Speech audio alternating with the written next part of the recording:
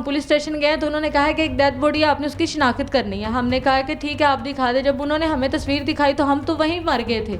हमारी जो हालत थी वो किसी को अंदाजा अच्छा, नहीं। वो तशद्दुद करके उसकी लाश को कहाँ फेंका? उन्होंने इधर अम्मा पीर दरबार है उसके पास फेंक दिया था। अच्छा, वो मरा हुआ था, किस तरह का तशद्दुद? कोई फायर लगा था? नहीं, फायर नहीं लगा था। उन्होंने उसको डंडे के साथ मारा, ठीक अच्छा। है। उसका ये सर की हड्डी तोड़ी है, ये चूलों की हड्डी तोड़ी, उसकी टांगे तोड़ी हैं उसको, यानी कि सिर्फ तशद्दुद किया है। ये दिमाग की हड्डी भी उसकी तोड़ी है। अच्छा, बहुत ज्यादा उन्होंने तो तशद्दुद की है। वो लाश जो है वो वैसे ही बस 4 घंटे वो वहां पे पड़ा रहा है। 4 घंटे के बाद पुलिस आई उसके है। बाद पुलिस आई? जी, उसके बाद पुलिस आई है 4 घंटे के बाद, और वो डेड बॉडी ले गए हैं। उनको चाहिए था डेड बॉडी रखनी, हमारा घर ढूंढते, अगर उस पर चलान थे तो हमारा घर पहले भी मिल सकता था। अच्छा, उन्होंने हमें डेड बॉडी की, हमने कहा है कि ठीक है डेड बॉडी दिखाई, उन्होंने कहा जी हमने तो लावारिस करके दफना दी है।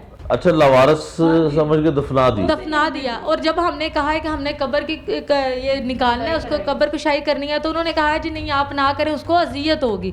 वो बिल्कुल छोटी सी कब्र बनाई हुई थी। कब्र में नुमान ही है या कोई और? हमें इस चीज का भी नहीं पता कि हमारा भाई उन्होंने कब्र में डाला भी है या पुलिस बिक गई थी उनके साथ थी। हमें इस चीज का अंदाजा नहीं है। वो हमें, जब हमने उसको पूछा कि पोस्टमार्टम की रिपोर्ट दे, हम रोजाना पुलिस स्टेशन आ जाएं आपको देते हैं। हमें डेली फोन करके ना रोजाना बुलाते थे, कभी दिन को कभी रात को। हम पुलिस स्टेशन जाते रहे कि हमें शायद ना वो दे देंगे पोस्टमार्टम की रिपोर्ट। उन्होंने हमें पोस्टमार्टम की रिपोर्ट नहीं दी।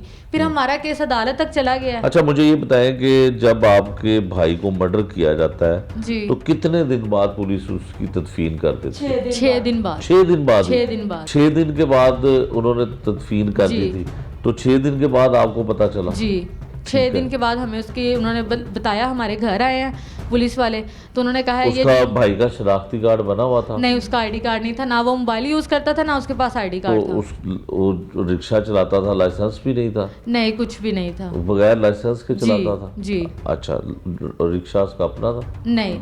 अच्छा, ठीक है। अच्छा, फिर आपको जब पता चला कि भाई को कत्ल कर दिया और उसकी तदफीन हो गई है, जी तो FIR तो पहले ही हो चुकी थी, जी। 302 की, पोस्टमार्टम भी हो चुका होगा। जी। फिर क्या हुआ?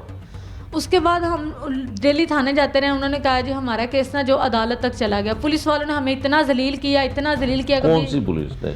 ये बाटापुर थाने वाली पुलिस है। नदीम इन्वेस्टिगेशन सब इंस्पेक्टर है, ठीक अच्छा। है, और एक निसार है। इन्होंने हमें बहुत जलील किया। इंचार्ज है आसिफ।